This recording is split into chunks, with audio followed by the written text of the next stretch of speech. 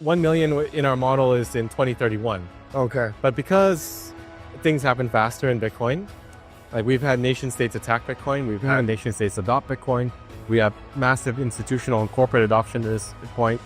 I just think everything happens faster. So I'm front running my own model and saying, we'll hit it sooner than that, like this year, next year. In today's analysis, we're exploring the deeply pragmatic and forward-looking thesis of Jan3 CEO Samson Mow. He begins with a critical observation. A massive disconnect exists between Bitcoin's fundamentals and its price. While nation-states, treasury companies, and institutions are accumulating Bitcoin at a rate that defies logic, the price remains stubbornly range-bound. This leads Mow to conclude that adoption is happening far faster than even his own aggressive models predicted, forcing him to front-run his own analysis to call for $1 million Bitcoin this year or next. The core of his thesis, however, is not just about price. It's about identifying the single biggest obstacle and opportunity in Bitcoin's path to global adoption. Subscribe to Daily Bitcoin Trends for expert insights, real-time market updates, and proven crypto strategies. No hype, just smart analysis to help you make better decisions in crypto. I think the whole sanctions thing didn't work out. It backfired. It backfired massively. And it caused a large wave of Tether and Bitcoin adoption, which is really good because everyone learned about Bitcoin. People that would not have otherwise learned about no other options. They learned about Bitcoin. I'm interested in all the Bitcoin treasury companies. Just watching the vast... Observing what's happening. Just watching every day a new one coming up. And then the existing ones saying, we're buying this much more. And I'm just watching that number being accumulated and just in awe that the price is not moving. But there's some paper Bitcoin going around, I guess. Maybe, but I don't think even with paper Bitcoin, it can keep the price down. It needs to move, and I'm just watching every day when it's going to do that big jump. It's definitely interesting watching things unfold and seeing where we are.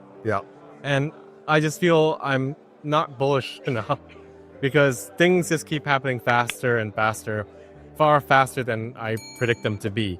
That's kind of why I predicted 1 million, because I'm front running my own model. We haven't published it yet, but I have a price prediction model. We put it together a couple years back. When we're designing Bitcoin bonds, because we needed some price model. But I think 1 million in our model is in 2031. But because things happen faster in Bitcoin, like we've had nation states attack Bitcoin, we've had nation states adopt Bitcoin, we have massive institutional and corporate adoption to this point. I just think everything happens faster. So I'm front running my own model and saying, we'll hit it sooner than that, like this year, next year. Stablecoin users and bringing them to Bitcoin. Bridging them over. Because people are using stablecoins. Hugely. More than Bitcoin. Yes, more than Bitcoin. And we have to acknowledge that there is a market for people that want dollars. Digital dollars, like Tether. And we can engage with them and give them a Bitcoin wallet. So if you think about it, we've lost a lot of ground as Bitcoin wallet developers to the shitcoin wallets that offered stables from day one. So I think there are not that many Bitcoin wallets that offer stable coins. Blink, I believe, tried to do stable sats, but that's sort of like a derivative hedged on exchanges that is kind of artificially constructed and within their own network or ecosystem. But no other wallets are really embracing Tether, except for maybe Bull Bitcoin. I think us and Bull Bitcoin that take advantage of the fact that Tether issued natively on the Liquid chain. And Liquid is a Bitcoin sidechain. There's no token, no ICO. This is a definite inflection point or maybe a crossroads too, because we're losing some cypherpunk momentum. Or you can say we've been losing it all along because people are using custodial services, and that's kind of the norm. Like, even if you look at Bitcoin as a method of payment, what are people using? They're using custodial Lightning wallets. So, we're using Bitcoin for payments. We're orange filling people. We're getting people to take Bitcoin. But what are we actually ending up with on the table? Custodial sats. You have custodial sats by and large, and then merchants that are just cashing out to dollars. Back to fiat. So there's many ways to slice and dice it. You can critique the current landscape and say, okay, the Bitcoin treasury companies are bad. We've lost our way. They're free to do what they want to do. Maybe we've lost our way even before that. You can have your own custody of your keys. It's liquid and Bitcoin, but still transact over Lightning. And I think that's a better model because one, you have added privacy of going from liquid to Lightning. So the provider doesn't really know anything about you. Yeah. They're just swapping liquid, which has confidential transactions, to Lightning, which is also nice and private, versus a custodial solution that sees everything you're doing. Yeah. And even if you're using a Lightning wallet with the LSP behind it, the LSP sees everything you're doing. Correct. If you open the channel with them. Yeah. So we're trying to fix what we can fix. And of course, we like to think of ourselves as cypherpunks. So that's kind of the goal, to make Bitcoin usable by ordinary people. Yep. And that might sound weird coming from a group of guys trying to also orange pill countries, but True. we see it as a holistic thing. We can work on top down. Yep. We have the background, we have the profile, we have people like Prince Philip. Yeah, of course. So that has that network and can open the doors through diplomatic channels. And also like a lot of collaborators with us, with our Jan3 network. Yep. That can do that. So we do that because we can. The central analytical pillar of Mow's argument is a frank admission. Bitcoin has been losing the payments war to stablecoins. He contends that the cypherpunk ideal has been eroded not just by custodial services, but by the strategic failure of Bitcoin wallets to cater to the hundreds of millions of users who need and want digital dollars. While purists may fight this trend, Mow presents a pragmatic Trojan Horse strategy. If you can't beat them, onboard them. His solution is to leverage Bitcoin sidechains like the Liquid network to offer a superior stablecoin experience, one that is cheaper, faster, and more private than alternatives on Tron or Ethereum. By integrating USDT on Liquid directly into Bitcoin wallets, you build a bridge for the massive stablecoin user base to seamlessly transition into the Bitcoin ecosystem. As wallet developers, we can fight it and say, hey, you guys shouldn't use Tether, you guys shouldn't use stablecoins. Or we do a nice tool to transition them through. Yeah, transition them through. So Aqua's design is Bitcoin price at the top.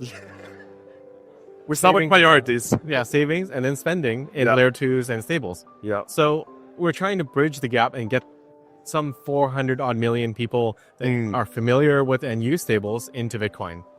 But to do that, you have to take a step and be willing to plant your flag and say, we will support stables. Yeah. And not just, it's only a Bitcoin wallet and there's nothing else you can do. So the other things we have are integrations.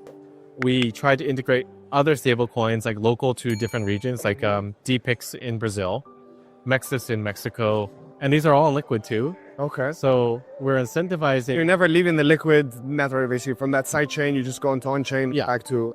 You can do all the swaps within Liquid. Yeah. Unless you're taking from other chains in USDT into Liquid. Okay, yeah. But they'll learn eventually to use Liquid. And one cool thing we did was we launched an ad campaign just for fun in Argentina. Okay. And we put out signage all across the subways and everything, just advertising USDT on Liquid. Okay. And showing the price. Like, it was actually more expensive then. It was like, 15 cents or something like that, or 20 cents.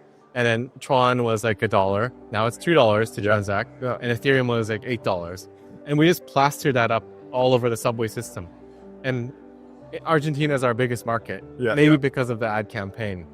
But people will learn eventually that there is a benefit to using Liquid stable coins because it's cheaper and faster. I think we should be building for the people that cannot get a bank account. To get them because that is, there's no choice for them. They need to use Bitcoin. Correct. So if you can build this kind of a Bitcoin super app where you can do all these different things, then you don't need a bank, right? Yeah.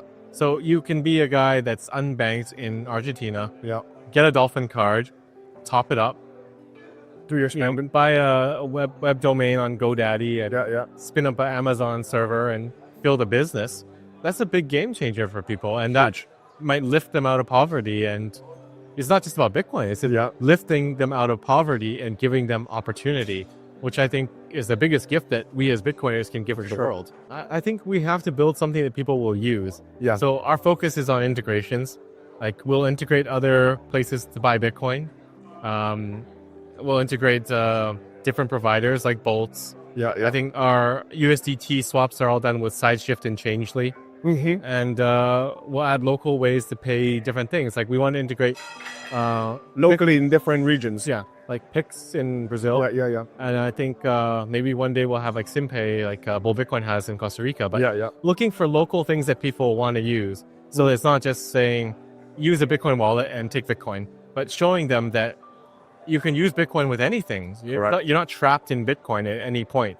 If you want to offload into stablecoins and pay someone in Argentina for stake, you can do that. If you want to pay through SimPay or Pix, you can do that. Yeah. They understand that Bitcoin is more of a foundational layer in which you connect to everything else than something that's difficult, Isolated. and isolated. Yeah. But this is just something I don't see a lot of other wallets really doing. It's just, here's a Lightning wallet, And that's it. it has a lot of really fancy features, but for the average person in Latin America, maybe they don't need all those fancy features. They would rather have integration with a local payment method. Yeah, And because they store need value. to get the ins and outs of when they need to use their funds. Yeah. And also, it's a luxury too to be able to sit in Bitcoin and, you know, change out when you feel like changing out. Yeah. Like, I'm going to go to Prague and I'm going to, like, you know, pay for some stuff, or I'm going to, you know, take it out to my bank and pay something by bank transfer or whatever. Like, a lot of people don't have that option too. So we have to build for real people that Really need this.